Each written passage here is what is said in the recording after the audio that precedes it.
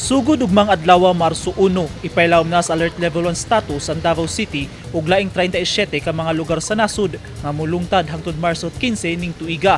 Mismong ang Malacañang ug Interagency Task Force ang nidesisyon niini. Ang mga lugar nga ipailawom sa Alert Level 1 sugod ug mga adlaw kilangkuban sa 24 ka mga lugar sa Luzon, napulo sa Visayas ug upat sa Mindanao.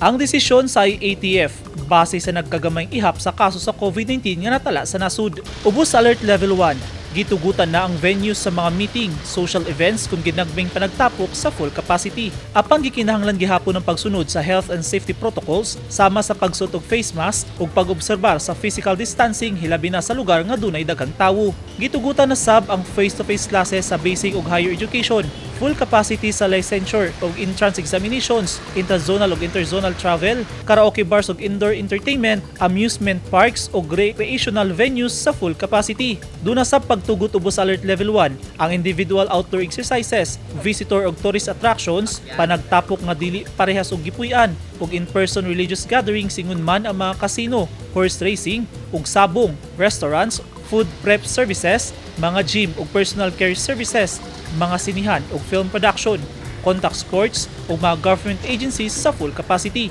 Bisan pa man nga gipilawom na sa mas ubos na alert level status ang pipila ka lugar sa nasud, kanunay pahimangno sa ATF ug mga eksperto nga kanunay sundo ng ilang gilatid nga mga regulasyon aron malikayan ang mataptan sa makamatay nga virus. Busa, dubling pag-amping ang gikinahanglan aron malikayan ang magkasakit. Eugene Hinutan, Newsline Philippines. Stay safe!